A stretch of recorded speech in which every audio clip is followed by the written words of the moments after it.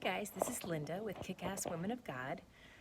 We are, I believe, at episode 19, which is so incredible. I want to thank those that have been watching and that have subscribed or just listen when they can. Thank you so much. I really, really appreciate it. So today we are talking about an amazing woman. She's actually a child and she's not named in the Bible, but we find her in 2 Kings chapter 5. And it's the maidservant of Naaman's wife. Excuse me. Naaman was a commander in the Syrian army who had, the Bible tells in chapter 5 that he was a man of great valor, but he had leprosy. And so we're going to talk about that today and the heroism of this little unnamed little girl. But let me first just pray.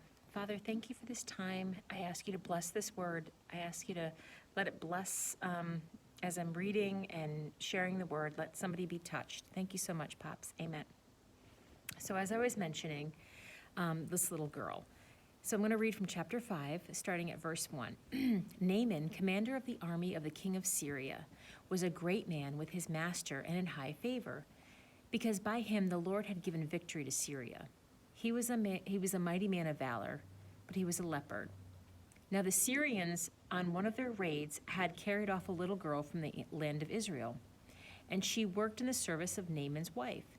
She said to her mistress, "Would that my lord were with the prophet who is in Samaria, he would cure him of his leprosy." So Naaman went in and told his lord. Thus and spoke the girl from the land of Israel, and the king of Syria said, "Go now, and I will send a letter to the king of Israel." First of all, what stands out to me is that this little girl was kidnapped from her homeland of Israel and became a slave to a foreign family in Syria. And she knows that one of her lords, Naaman, is suffering. I guess one of her masters is suffering. And to help alleviate that, she knows of this great prophet Elisha, and she tells her maidservant, her mistress, Naaman's wife, I know a source, which is Yahweh, Jehovah, where he can get healed. It's not their God. Syrians usually do not worship the Lord, God, Jehovah Jireh. But she still had this word of healing. And I kind of love that. Like how many times have we been hurt by somebody and we want to help them? Like, why would we help them, let alone being victimized, being taken? Talk about injustice. This is such a travesty against this little girl, but yet she's willing to give a word that can bring healing to this man because she knows the source. It's her God. She knows that her God can heal him. I love that. So what's so incredible is that Naaman takes this little girl's word as absolute truth. And he goes to the king of Syria and he says, "This is what the little girl said. My servant said this," and I totally believe her, 100% credibility. And on the behalf of this little girl's testimony, the king of Syria writes a letter to the king of Israel saying, basically, here is my great commander in the army of Syria, Naaman. He has leprosy. Please heal him. So there's more to it. I'm not going to read that verse. You can always kind of do that in your own time. But we find that in chapter 5, where the king of Syria sends that letter to the king of Israel. Well, the king of Israel kind of flips out. And we see here in verse 7, "And when the king of Israel read the letter, he tore his clothes and said, 'Am I God to kill and make alive, that this man sends word to me to cure a man of leprosy? Only consider and see how he is seeking a quarrel with me.'" So basically the king of Israel is like, "What? The king of Syria wants me to heal Naaman? Only God can do that." So he's flipping out. He's having a panic attack. And then we see in verse 8, "But when Elisha, the man of God, heard that the king of Israel had torn his clothes, he sent the king, saying, 'Why have you torn your clothes? Let him come to me, that he may know that there is a prophet in Israel.'" And I love this, verse 9. "So Naaman came with his horses and chariots and stood at the door of Elisha's house. And Elisha sent a messenger to him, saying, 'Go and wash in the Jordan 7 times, and your flesh will be restored, and you shall be clean.' But Naaman was angry and went away, saying, 'Behold, I thought that he would surely come to me and stand and call upon the name of the Lord and place his hand and wave his hand over the place and cure the leper? Are not Abana and Pharpar, the rivers of Damascus, better than all the waters of Israel? Could I not wash in them and be clean?" So he turned and went away in rage. But his servant came near and said, "My father, it is a great word that the prophet has spoken to you. Will you not do it? Has he actually said to you, 'Wash and be clean'?" So Naaman, he went down and dipped himself 7 times in the Jordan, according to the word of the man of God, and his flesh was restored like the flesh of a little child, and he was clean. What a remarkable story, right? I love that where Naaman's like, he goes to Elisha's house expecting Elisha to come out. He's got the chariot going on. He's decked out. And one thing I didn't read to you is that the king of Syria had given him, Naaman, bags of silver. So he could like present this and give an offering and a gift to the king of Israel or to Elisha. So when Naaman goes to the house of Elisha, he's all decked out. He's got the chariot, he's got the money, this is all formal for him. He doesn't know Yahweh, he doesn't know Jehovah, he doesn't know. And so when he comes, Elisha doesn't see him. He just sends a servant to go tell him what to do, to go dip in the river. And as you just heard, Naaman's like, "Are not the waters in Syria better than the waters in Israel?" I thought he was going to wave his hands and do this magic routine for me, right? So many times we expect to seek purity. We expect to seek the answers in a religious format.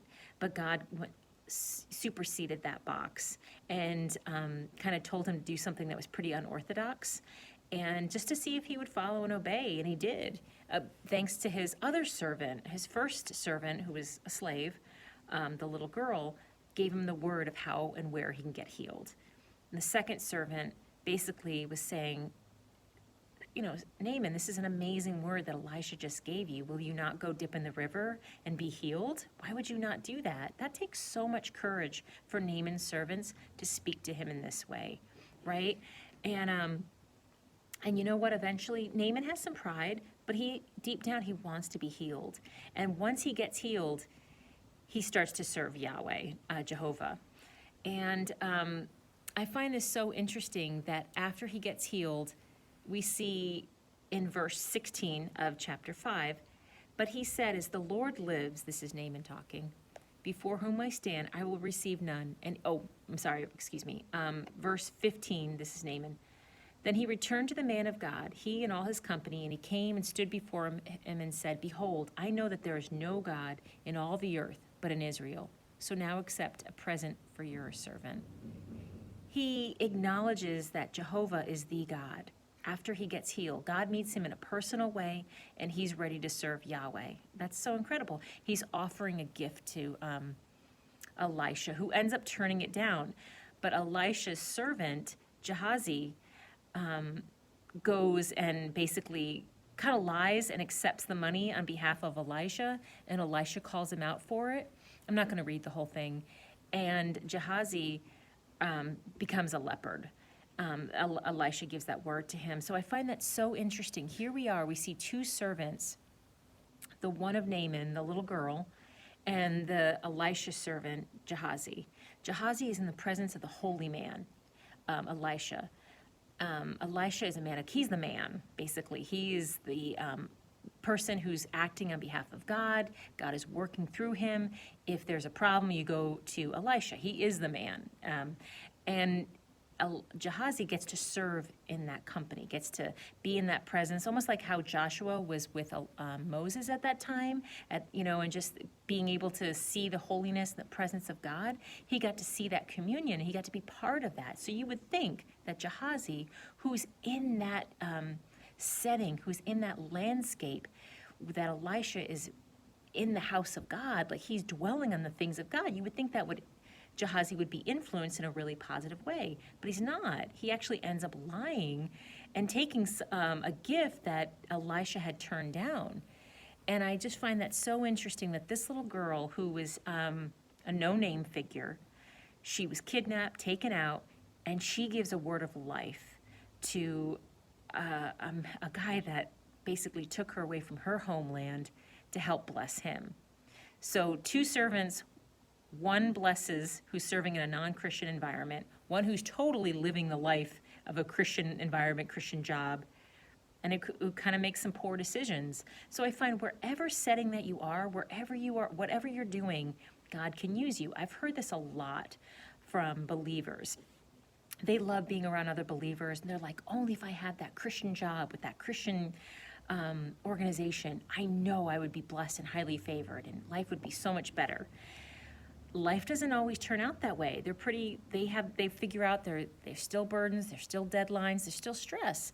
So wherever you are, if you think that you're at the Christian Hollywood of wherever you are, there's still going to be problems, and God can use you. If you are in Hollywood, I have such respect for you. If you are in Hollywood, an actor, producer, director, I have so much respect for you, because it's so incredibly hard to stand for Christ and to stand for things of God. I'm not saying you have to be literal and get cheesy roles. I'm saying just to be, just kind of being a nice person and doing the right thing is in itself such a testimony. So wherever you are, whatever you're doing, you matter. Just like this little girl who's not named. She converted a commander in the Syrian army to God. She led him to Jehovah. And Naaman found out that Jehovah is Jehovah Rapha, the Lord who heals. His other gods couldn't heal him, and the way that Jehovah Jireh healed him of leprosy, because if that were the case, he would have been healed, amen? So I just want to bless you. I just want to encourage you that God saw this little girl, he used her, and what's so incredible, Naaman upholds her name before his leader, the king of Syria, to just testify she's completely right. Based on her testimony, I'm going to get healed. Can you write that letter to the king of Israel? And that sets everything in motion. And we're seeing a man, Gehazi, in a godly setting, make some really poor decisions. Everything that could be for him to make good decisions, he doesn't. He chooses not to. And, Elisha rebukes him, and he gets leprosy because of the decisions he made. There's kind of no excuse. And I just find that there's still mercy. We see Gehazi popping back up again. It's not finished for him just yet. So in all of this, there's such mercy, such redemption, so much pride on the behalf of Naaman. We all got that. I struggle with that, to not humble ourselves. But the mercy is that he didn't even know Jehovah. So there's some mercy that he didn't know necessarily how to behave. He thought he had to be formal and that's how you would get healed. But he has a personal encounter with Jehovah Jireh, Jehovah Rapha, the Lord our healer. And I just want to encourage you. This little no-name little girl who became a slave was such a testimony, and she helped convert a major commander in the Syrian army. So can we just praise Jehovah Jireh, Jehovah Rapha? Jehovah Jireh is the Lord our provider. Jehovah Rapha in Hebrew is the Lord our healer. Father, I want to thank you for my brothers and sisters watching this. Thank you for blessing them. Thank you for blessing me. And thank you for this little girl, Lord, who was such an important person in this story, such an important narrative. I thank you. Bless us today, Lord. Bring healing to anybody who needs healing today, our body, minds, and souls. Amen. Bye, guys. Thanks so much. I so appreciate it.